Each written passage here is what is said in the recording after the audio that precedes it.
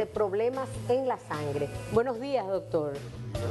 Es un gusto tenerlo con nosotros, sobre todo esta especialidad que no tenemos muchos a la mano. Los hematólogos a veces son difíciles de ver, difíciles de encontrar, porque no es como el pediatra, el ginecólogo.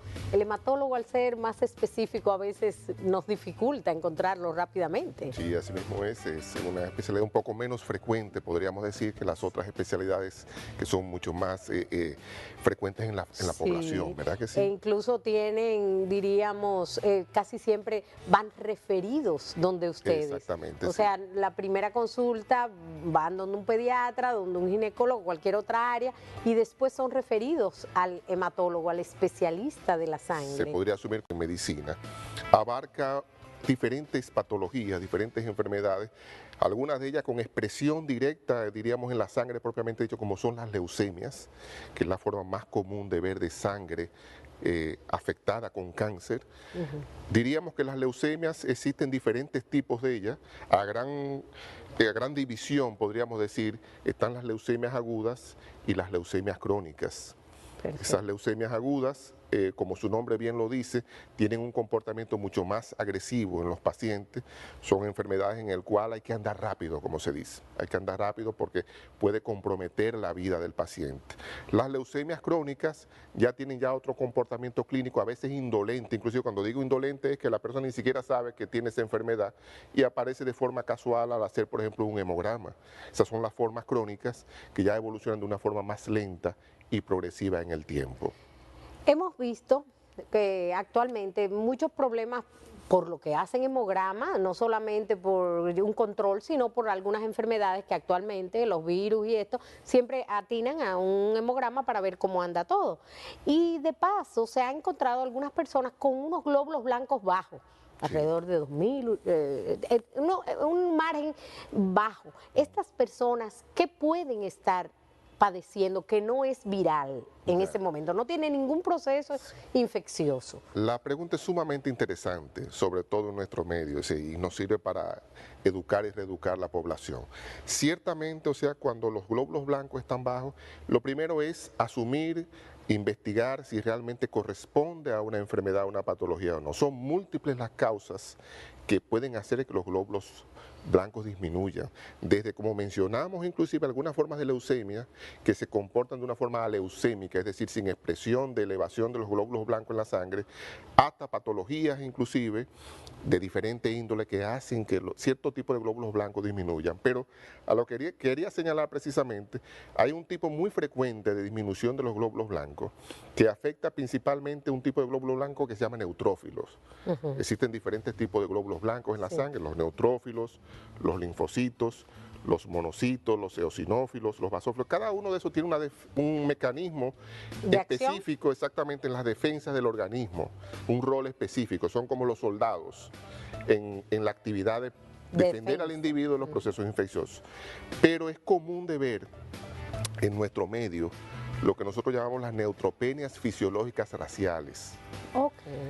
Los neutrófilos en hemogramas que se hacen aparecen bajos o aparentemente bajos y resulta ser que muchas de esas personas no tienen una enfermedad, sino más bien una condición fisiológica. Es un fenómeno de lo que se llama de adhesividad ligado a la herencia racial, en este caso ligada a nuestra herencia de nuestros ancestros africanos. Perfecto. Sí, porque así hay asiáticos diferentes, el comportamiento Esos diferente. neutrófilos tienen la peculiaridad de que se adhieren con mucha facilidad a los vasos sanguíneos. Entonces, cuando se toma una muestra de sangre, no refleja la realidad de lo que tiene esa persona. Tenemos métodos en el trabajo hematológico en el cual podemos hacer test, pruebas en que movilizamos esos glóbulos blancos y poder diferenciar entonces entre una situación meramente fisiológica, funcional, y un problema de tipo ya enfermedad, que es importantísimo para porque es lo que le digo, hay personas que aparecen así de repente, no tienen ninguna manifestación de enfermedad, más que cualquier dolencia natural por cualquier, diríamos, ejercicio, y no y entonces se comienza a preocupar y a buscarle, diríamos, 7 pies al gato. Exactamente. muchas veces es un hallazgo casual. Y es un hallazgo casual. Pero con respecto a la leucemia, doctor, que también oímos en nuestro país, es muy frecuente encontrar ya los pacientes con leucemia y qué manejo rápido tenemos a la mano. Sí, es frecuente y entender que es una patología que abarca toda la edad del ser humano. Sí, desde niños. Desde niños, inclusive niños recién nacidos, hasta ya el adulto mayor, ya en edad avanzada. Pero con la peculiaridad de que justamente en función de las edades puede variar el tipo de leucemia. Como mencionaba ahorita, entre las leucemias agudas hay dos grandes grupos también, las que se llaman linfoblásticas, que viene afectado y viene una alteración de la célula madre del linfoblasto, y las otras son las mieloblásticas. Esas a su vez tienen subvariedades. En el niño, por ejemplo, lo más frecuente de ver son las linfoblásticas. Ya en el adulto mayor es más frecuente de ver las mieloblásticas, por ejemplo. ¿Qué consejo se da? Efectivamente, o sea, tener por lo menos controles periódicos de lo que son los hemogramas, aunque sea una vez al año, semestral, dependiendo cuál es el caso. Y es una forma de detectar la situación.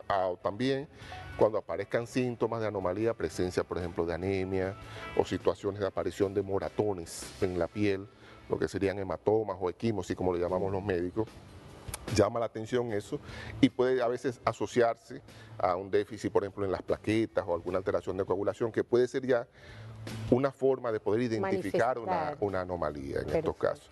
Las otras formas ya, como le mencionaba, las leucemias crónicas, muchas veces, como mencionaba, es un hallazgo casual. Es decir, la persona se siente bien, se hace un control de hemograma y resulta ser que esos glóbulos blancos están muy elevados. Existen dos grandes grupos también, las leucemias crónicas, las que llaman las mielocíticas crónicas o mieloides, y las linfocíticas, dependiendo si son elementos de tipo mieloide, o sea, como son los neutrófilos y eso, o si son linfocitos los que están elevados, que esas formas de la forma crónica de linfocitos es la más frecuente de ver en los adultos mayores, en personas ya por encima de los 60 años. Y el tratamiento que se usa es dependiendo de cuál es la manifestación exactamente, ¿verdad?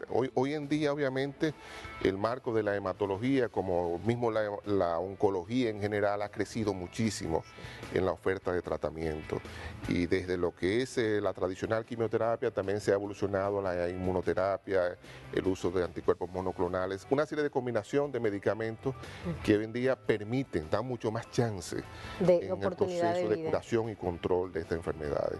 O sea, es una buena noticia. Totalmente. Es algo que es bueno saber que hay tratamiento para todas estas manifestaciones y que en realidad depende también del cuidado, porque dependiendo de los síntomas, ¿verdad?, que se van manejando, pues puede prolongarse la vida de la persona y no pensar que va a morir de inmediato, como antes se pensaba, le quedan tantos meses de vida, ¿verdad? O sea, se prolonga. En el marco de los procesos oncológicos, el cáncer, o sea, en hematología, no solamente hablamos de las leucemias también, existen otras patologías que son relativamente frecuentes en nuestro medio, como son los mielomas múltiples.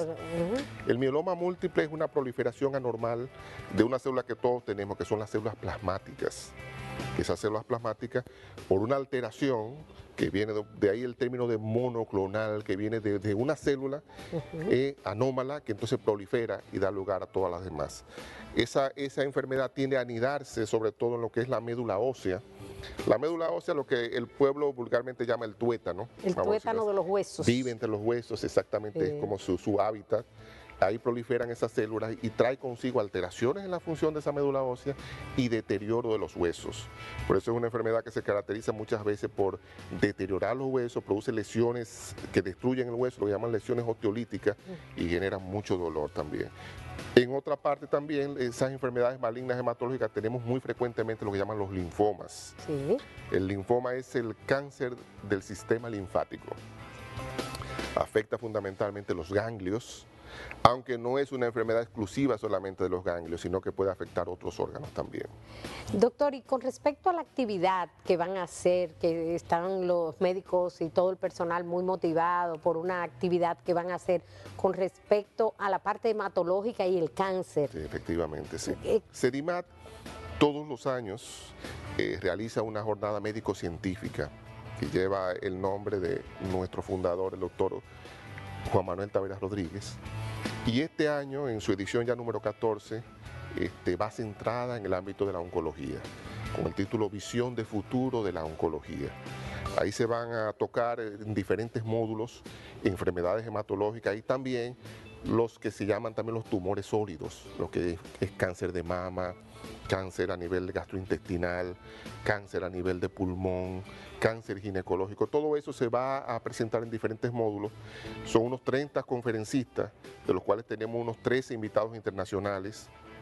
Vienen de Estados Unidos, vienen de España, de Argentina, también tenemos de Colombia, Costa Rica, Panamá, o sea que tenemos una actividad científica de mucho valor y una información, una puesta al día para todos nuestros colegas. ¿La fecha exacta? Va a ser el 14 y el 15 de este mes en curso ya.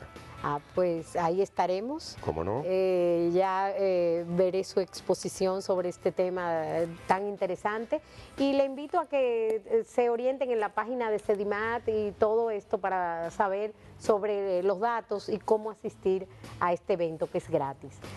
Muchas gracias, doctor, por estar con nosotros. Esperamos tenerlo nuevamente. Gracias a ustedes y continuamos con nuestro programa N7 Amanecer.